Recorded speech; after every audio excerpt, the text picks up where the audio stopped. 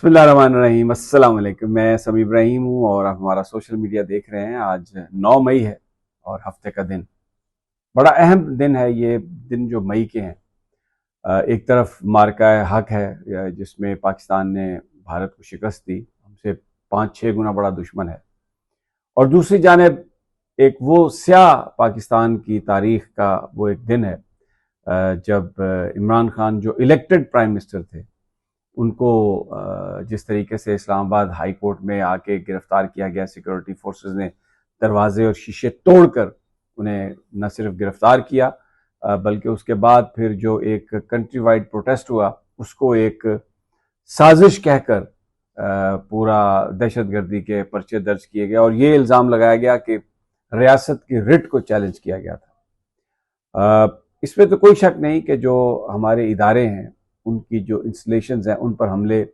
शर्मनाक भी हैं और ये नहीं होना चाहिए था, और जिन लोगों ने किया बिला तखसीस उन्हें सज़ा भी मिलनी चाहिए थी। लेकिन किसी प्रॉपर इन्वेस्टिगेशन के बगैर ये कह देना कि ये एक ऐसी साजिश थी जिसको इमरान खान ने उसमें वो शामिल हैं और पूरा एक मनसूबा बंदी के तहत सब कुछ हुआ, ये अगर बात अगर ये सही भी है तो कैसे पता चलेगा कि ये एक साजिश थी? एक इन्वेस्टिगेशन कौन करता है? Investigation supreme court, high court के हाजिर सर्विस जजेस करते, और उसमें मौका मिलता तहरीक इंसाफ को भी कि वो आकर अपना मौकफ बयान करते और उसके बाद ये कहा जाता। लेकिन ऐसा नहीं हुआ और बस एक बयान आ गया और उसके बाद पूरी कौम, पूरी फोर्सेस सब इसी के पीछे लग गई कि जनाब ये तो स्टेट की रिट को चैलेंज किया है। नून लीग और पीपल्स पार्टी को तो बहाना चाहिए था, वो सियासी तौर पर खत्म हो चुके थे।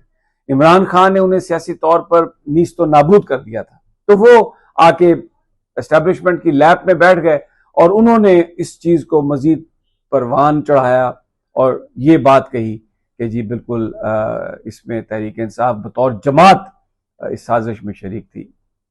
सैकड़ों कारकुनों को गिरफ्तार किया गया, उनके घरों पर रेड किए गए, उनकी खवातीन के साथ ज्यादती हुई। ये पाकिस्तान की जो तारीख है उसका एक स्याह तरीन बाब है, और हिस्ट्री जो है वो तारीख जो है वो फिर बताती है और बेनकाब करती है तमाम चेहरों को। वक्त के साथ ये सारी चीज आ जाएगी बाहर।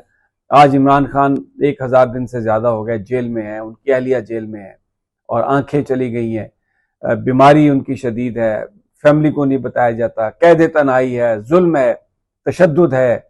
और जब 79 में जुल्फ़िकार अली भुट्टो को सुप्रीम कोर्ट के जरिए उस वक्त के माशाल्लाह डिक्टेटर ज़ियाउल हक ने सजाए मौत दिलवाई थी, तो तब भी ऐसा ही हू का आलम था और आपको सरकारी टेलीविजन और अखबारों में बहुत सारे लोग ताहिर अशरफी की तरह नाचते हुए नजर आते थे कि ओह जी बड़ा जबरदस्त हो गया और बड़ा ये हो गया।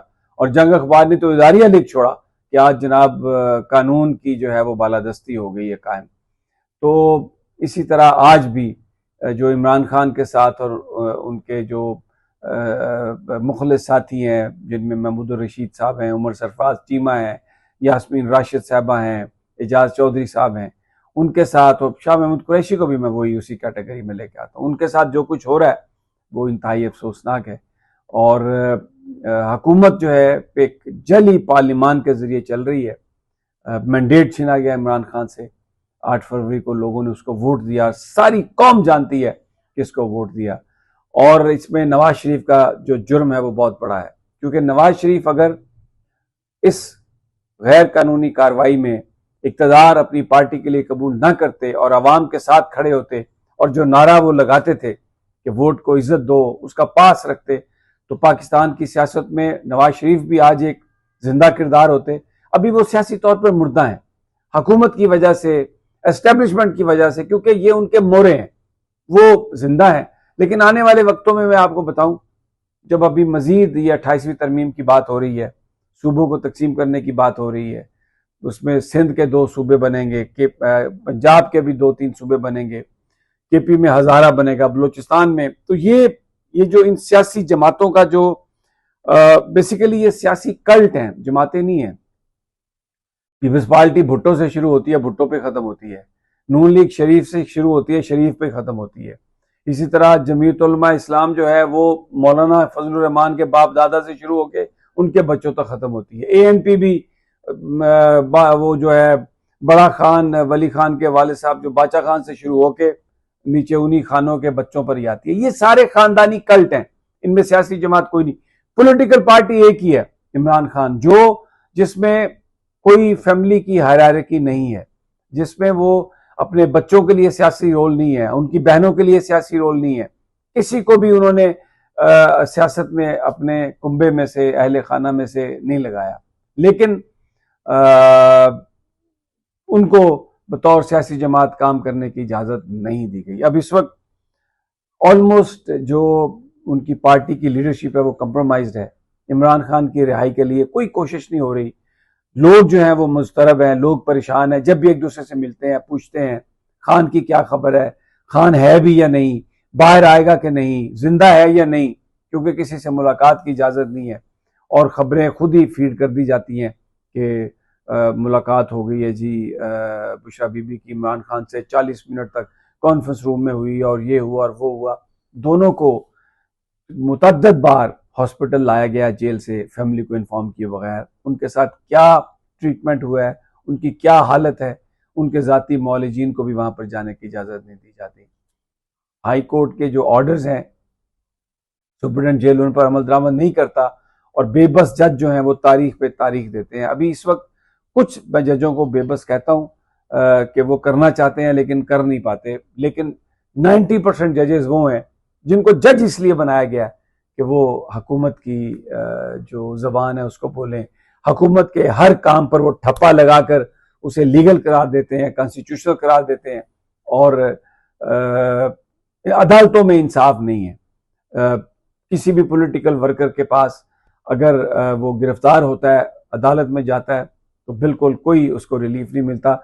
जो मुकदमा या FIR पहले दिन डिस्चार्ज होनी चाहिए, खत्म होनी चाहिए, बिल्कुल झूठ पर मबनी होती है, उसमें सबसे पहले जिस्मानी रिमांड दिया जाता है, टेक्निकल कार्रवाई पूरी की जाती है, फिर उसके बाद जुडिशियल रिमांड किया जाता है। बंदा रिहा होता है तो उसको एक और FIR में गिरफ्तार कर लिया जाता है। ये तरीका है पार्टियों को दबाने का। बहरहाल ये सियासी तौर पर, दाखिली तौर पर तो एक बड़ी संगीन सूरत हाल है, तशवीशनाक सूरत हाल है, अफसोसनाक सूरत हाल है और पाकिस्तान कहीं नहीं जा रहा। लेकिन यह खुशी है कि भारत को हमारी अफवाज ने शिकस्त दी, एयरफोर्स ने खास तौर पर जो जंग लड़ी उसमें भारतीय जहाज़ों को गिराया गया। तो आज के दिन उस हवाले से पूरी कौम को के लिए मुबारकबाद के भी कौम मुस्तहक है और पाकिस्तान की जो अफवाज हैं वो भी इस हवाले से मुबारकबाद की मुस्तहक हैं कि अपने से 5-6 गुना बड़े दुश्मन को, जिसने पाकिस्तान की तरफ मैली आंख उठा के देखा, उसके साथ जो सलूक किया गया, उनको जो जवाब दिया गया, वो बहुत ही ज़बरदस्त जवाब था और कौम उसको हमेशा याद रखेगी। लेकिन दाखिली तौर पर जो स्याह दिन है ये, वो भी हमें इसी तरह याद रहेगा। अगली वीडियो तक इजाज़त, अल्लाह निगहबान।